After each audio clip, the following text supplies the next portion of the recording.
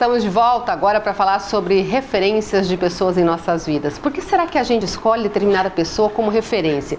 O que a gente enxerga nela que nos atrai tanto? Quem conversa com a gente sobre esse assunto é a jornalista e especialista em programação neurolinguística, Michele Tomás. Tudo bem, Michele? Tudo bem, Elane. Para mim é um prazer estar aqui conversando com você e com as pessoas que estão nos assistindo. A gente que agradece. Bom, Michele, dizem que quando a gente enxerga algo bom na pessoa, tem algo bom na gente também, é isso? É um reflexo? Sim, é um reflexo, né? Você identifica no outro aquilo que você carrega ou também aquilo que você gostaria de ter, né? E que você não tem, mas que você aprecia. Isso já é um bom sinal, né? Que você já trabalha em você algo para que você adquira aquela qualidade que você viu na outra pessoa. Agora, como é que é essa escolha dessa referência, assim? Tem alguma explicação para isso? Olha, Elane, a referência, ela vem já dos nossos primórdios, né? Lá da antiguidade, do Homo sapiens. A gente não pode esquecer que a gente vive em sociedade e a gente tem os exemplos, né? Que são as pessoas, são a família, as pessoas do trabalho, os amigos, que acabam se tornando uma referência pra gente. Essa referência, ela pode ser boa, mas ela também pode ser ruim.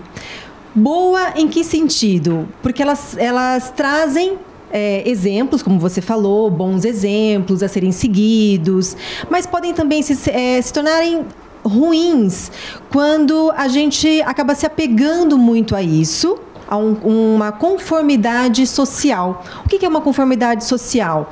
É você trabalhar o seu comportamento, a sua personalidade, o seu eu, baseado no das pessoas, no comportamento das pessoas, no eu das pessoas.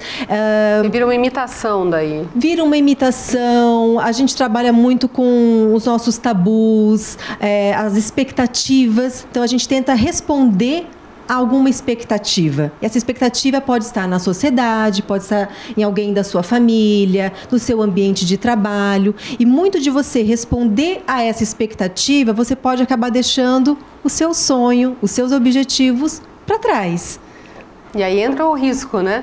Entra o risco porque você muitas vezes deixa de realizar um sonho sem assim que isso seja muito consciente na sua mente. Você acaba deixando de lado um sonho teu para realizar algo que satisfaça as pessoas que estão próximas de você, que é essa conformidade social. Então você acaba vivendo muitas vezes o sonho de uma outra pessoa e não necessariamente o seu.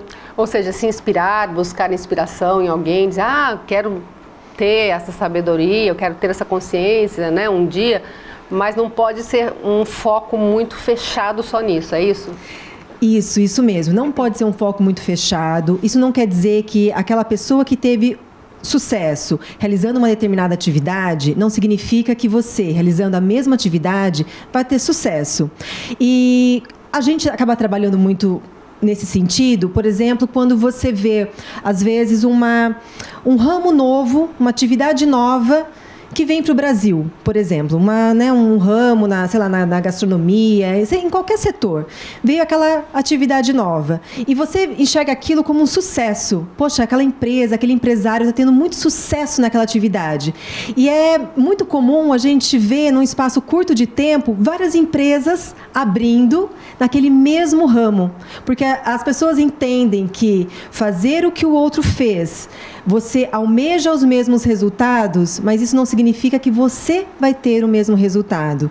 Porque cada pessoa é cada pessoa. Cada um de nós carrega os nossos valores, carrega as nossas crenças, a nossa história de vida e o nosso aprendizado.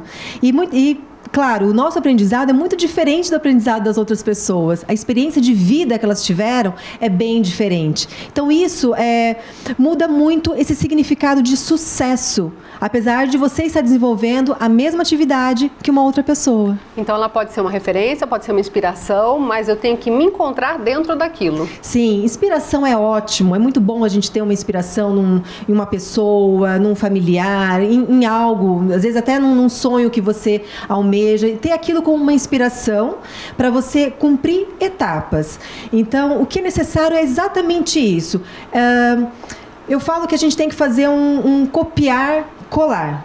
O que é o copiar? É a teoria, é o teu conhecimento, é o que você está prestando atenção, que você precisa fazer. O colar significa o fazer. E quanto mais comprometimento você tiver no seu fazer, mais garantias de sucesso você terá. Então, uma pessoa que tem sucesso na vida profissional, na vida pessoal, é porque ela se comprometeu a cumprir aquelas etapas. Então, ela assumiu o risco e não pulou etapas. É aquela diferença de objetivo e meta, né? Você tem o teu objetivo, a meta são as etapas. Então, muita gente, às vezes, almeja um objetivo, mas não quer cumprir com as etapas, não, né? Quer passar pela parte difícil, não quer passar pela parte difícil, mas é a parte difícil que vai te dar aquele resultado que vai te deixar bem, que vai te deixar feliz. Aliás, esse é um cuidado que tem que tomar quando se pensa em referências, justamente por conta de só enxergar o que a pessoa teve de coisas boas, né? E, na verdade, todo mundo em seu caminhar tem muitas dificuldades e passa por problemas, estando hoje num alto nível de sucesso ou não, né? Sim, a gente carrega muitas coisas boas, né? E muitas vezes a gente não enxerga. E a gente, às vezes, ou só enxerga coisas ruins nas outras pessoas, né? E às vezes não enxerga o que a gente tem de ruim. Então, aquela coisa de se olhar no espelho e ter esse autoconhecimento e você fazer essa autoavaliação de você mesmo, do que você vem fazendo. Você vem cumprindo as suas etapas? Você está focando? Aquilo que você almeja é realmente a sua prioridade? Para saber se é a sua prioridade, basta fazer um exercício muito simples, né?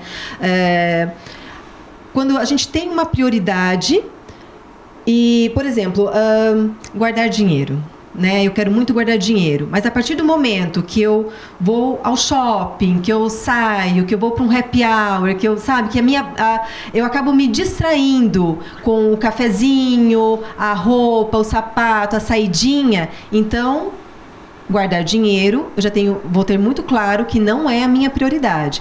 Isso vale para estudos, isso vale para a própria convivência familiar. O que é prioridade?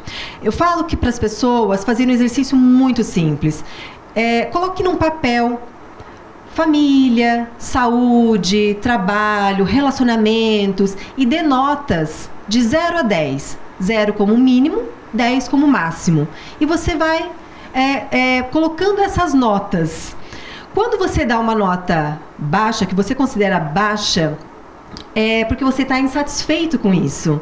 Então, por que você está insatisfeito? Muitas vezes é porque a gente está tendo um comportamento referente à nossa saúde, ao nosso trabalho, à nossa família, relacionamentos, enfim, seja o que for, baseado na expectativa da sociedade, da família. Então, por que eu estou insatisfeita? Então, essa é a primeira análise que a gente precisa fazer de nós mesmos. O que está me causando uma insatisfação? E por que eu insisto em ter um determinado comportamento que me causa insatisfação? A partir disso, a gente começa a sair dessa conformidade social, né, e a trabalhar por nós mesmos. Então, é dessa forma que a gente vai conseguir se sentir mais feliz. E aí, esse espelhamento, então, em quem está fazendo sucesso vai servir só como um norte, não como realmente vou ser igual, né? Sim, é um norte, é uma inspiração, é algo muito positivo, né? Você tem uma referência. Então, aquilo que a pessoa fez, ou que a pessoa faz, que te inspira, é muito bacana, porque vai fazer você pensar no que a pessoa fez, se aquilo tem a ver com você, se você tem um comportamento parecido, o que você precisa mudar. Então, serve como uma referência, mas não que as coisas vão acontecer igual. Isso, de forma igual, ter o mesmo sucesso, isso não acontece. E só pra gente fazer aí uma comparação também, que eu acho que é legal, é a gente pensar em não se comparar com a pessoa, né? A gente se comparar com a gente mesmo, ou seja, quem eu era e quem eu sou hoje. Não quem eu sou e quem fulano é, porque são pessoas diferentes, né? Sim, cada um carrega uma história de vida, né? A gente, desde da concepção, você já começa a construir a sua história de vida. E cada um tem a sua, né? Então, abrir um novo negócio, fazer um curso, uma nova graduação, implica na sua história de vida, naquilo que você acredita. E muitas vezes existem tabus, existem expectativas que às vezes fazem com que a gente tome caminhos diferentes. Por exemplo, uma criança que passou a infância jogando bola.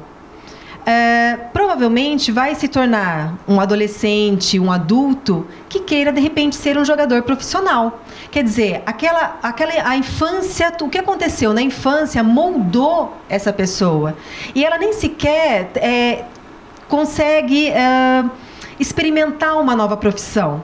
Arrisca experimentar uma nova profissão. Ela vem daquela história de vida, né? O mesmo uma criança que vive num vilarejo, numa região mais pobre, por exemplo, dificilmente ela vai almejar algo que saia daquela realidade. Então, é essa história de vida que a gente carrega, que as pessoas carregam, que tem que ser levado muito em consideração. Até que ponto você está moldado pelas coisas que você viveu e até que ponto você está perdendo de viver coisas novas. Um passinho de ousadia, talvez. Um passinho de ousadia, de risco. Porém, é preciso também tomar muito cuidado com isso. Porque, às vezes, você pode, de repente, cozinhar bem. Ah, Michele, eu cozinho bem para os meus amigos elogiam muito a minha comida, então acho que eu vou abrir um restaurante. É outra coisa, né? Antes de você gastar as suas economias abrindo um restaurante, trabalhe num deles. Ah, mas eu não tenho currículo para trabalhar num restaurante porque eu nunca trabalhei num restaurante. Não tem problema, vá lavar prato, vá ajudar a fechar as contas do restaurante. Faça algo dentro de um restaurante, não necessariamente cozinhar, mas faça algo. Ali você vai ter aquela vivência do dia a dia. E saber se é isso mesmo. Experimentar mais. Experimentar. Você vai, muitas vezes, deixar de gastar a sua economia ao perceber que realmente você não leva jeito para abrir um restaurante, então continue cozinhando para os amigos, ou não. Ou de repente você vai abrir um restaurante. Vai e abre e tem sucesso. Obrigada, viu, Michele? Muito obrigada, eu que agradeço.